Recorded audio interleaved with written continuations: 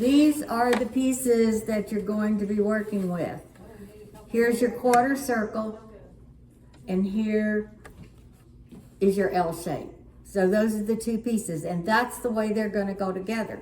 If you scoot them this way, it doesn't look like they fit, but they do fit because we're not counting this seam allowance that's in there. So when you overlap the seam allowances, it does fit. I take both of these pieces and fold them in half so I've got a mark in the middle. Just a fingernail mark usually works. Mark both pieces. I have my 1/4 inch foot on so I can accurately sew that 1/4 inch. It's very important. If you've got two pieces and you're putting them together and you need a 1/4 inch, if you sew a 1/2 inch, everything gets scrunched up together. So we need to pay attention to that. Once you've got these pieces laid out, always put the belly on the bottom if you do it the way I do. I have not got the only way to do it. This just happens to be what is successful for me. So belly on the bottom, facing your needle. This piece then flips over, and I want to match right here. I want to match that edge because that's the edge that frequently when you open it up again, it has a straight edge here, and then all of a sudden that other piece goes out in a funny direction. So I want to make sure that that matches well. And about a 1/2 inch is all you're going to get matched along this edge, because this one's swinging that way and this one's swinging that way. So that's what I want to pin. And I can't pin across on this one because there's so very little bit of fabric, so I pin it straight at it this way. Just on this little skinny one. Alrighty. Now what I'm watching when I'm sewing is right in front of the needle and this little edge right here. I want to see that these two pieces of fabric are laying right on top of each other. So I want to be very careful there. I only worry about the 1st inch. I'm not worried about what's happening down here. Just this first little bit. I don't usually do a lock stitch, and it's a very slow sewing. Okay, now I can take my pin out and pin the middle. So I matched those two places that I pinched and marked. That was about 5 stitches. Not very many, yes. Just to anchor it. Just to get started. Yeah. Now, if you've starched your fabric, it's not going to have all this floppiness going on, and it's going to be have less tendency to stretch. And you can lay this out. Because it was cut accurately, you can lay it out and it perfectly matches that whole half of that circle. So let's start stitching. Now I'm paying attention right here, and I'm watching for puckers.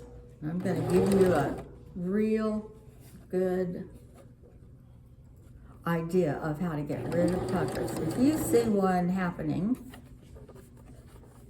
if you will think of your base of your machine as the United States map. Texas is down here, New York's up here, Oregon, that's the important one. Oregon's in this corner. So if I see a pucker start happening, I always use a stylus, by the way, or the tips of my scissors, or a purple thing, or anything that's kind of sharp that you can manipulate your fabric with. If I get my fingers in there, it's going to be gross movement. If I use a stylus, it's going to be little bits of movement, and that's what I want. So if I see that pucker happening, like this one, I'm going to take my stylus and push that fabric towards Oregon, and when I do, it flattens out in front of it. If you have a knee lift, it always helps because you can really maneuver right under your presser foot. but I don't happen to have a needle lift today, so we'll just have to do without it. Now I'm watching here. So what you're saying is that the puckers are not necessarily happening along like the actual edge. It's coming from like all the extra bunchy fabric on the exterior part that will all be ironed away later. And the place that it has the tendency, or the piece that it has a tendency to pucker the most is this one. And that's why I put it on top. Okay. I can control it. It's like I want my kids where I can see them and know what they're doing. Right. I want to know what this is doing. So now I've gotten to the middle. I took my pen out. And now we're going to pin down here. Doing exactly the same thing. I want to match those two straight edges right here and this first 1/2 inch. And I'm going to pin again in that direction because I can't really anchor it well going the other way. Let's look at this and see if this half matches. Looks pretty good. The place that I find when I'm doing these that wants to really pucker the most is this last 1/2 inch and a half. So sometimes I'll go along and use 2 pins. Whew. You've only got 5. I mean, I only had 2 when I first got here. So I'll pin that where that 1.5 inches matches. And now this is all I'm having to work with. But I will show you how to take care of extra fabric too. Woo, look at that pucker that wants to happen. Push it to Oregon. Yep. Ship it to Oregon. I can lift up this if I have needle down, which I didn't do.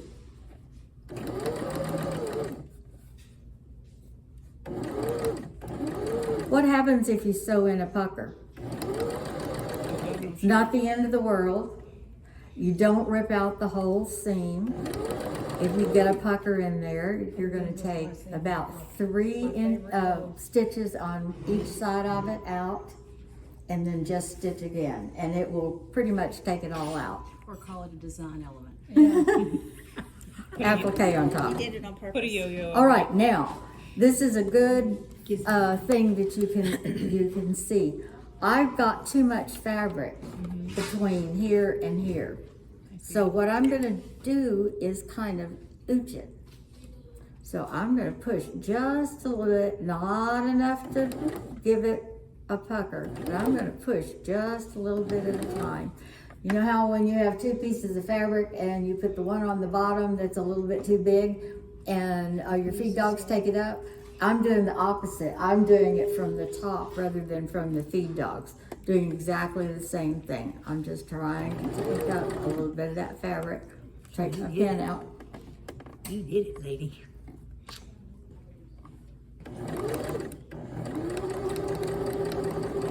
Okay. The next question that people ask me frequently is, which way do you press your seams? I do not press my seams at all until I have the entire quilt on the design wall or the big block, because I want to see where those seams need to nest.